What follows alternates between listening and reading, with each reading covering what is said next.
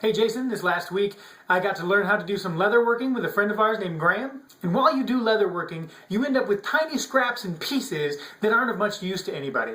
Well, Graham had taken a couple of his scraps and pieces and turned it into an ancient sling-type weapon like you would see with David and Goliath. He let me try it a couple times, and it turns out that I actually have a natural knack for slinging. And by knack, I mean 1 out of 10 times I can hit close to where I was actually aiming.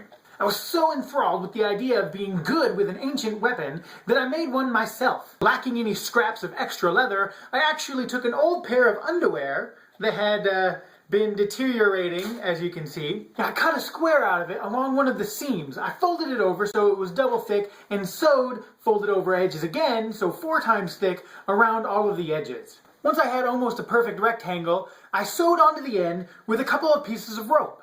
The sling was such a simple weapon, it only had a couple of pieces.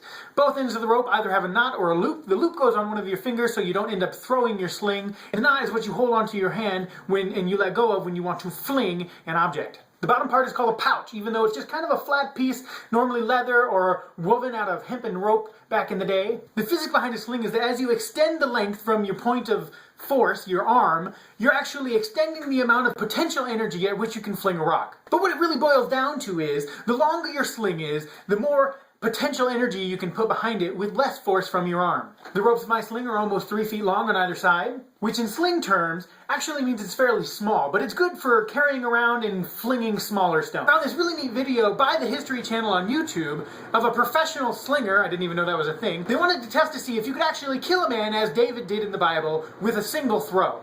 A scientist in the video states that it would take about 3,000 newtons, or 3 kilonewtons, in order to slay a man by hitting him in the forehead. Now we know from climbing that when converted, a kilonewton is approximately 233.33 pounds. We know this because all of our carabiners are measured in kilonewtons. It's actually a measure of force, not weight.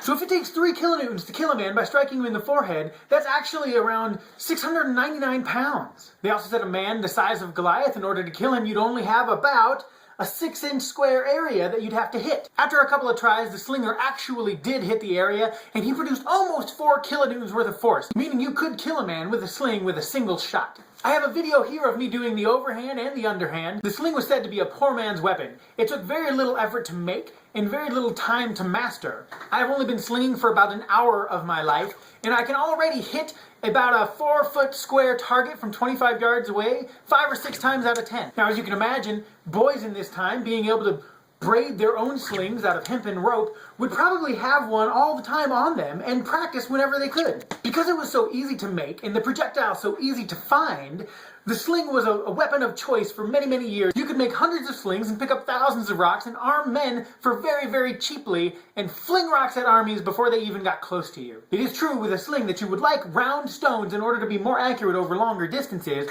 but if you're only going 20 to 30 yards, you can use any stone you want. But that's all I have time for today, Jason. I'll see you next week.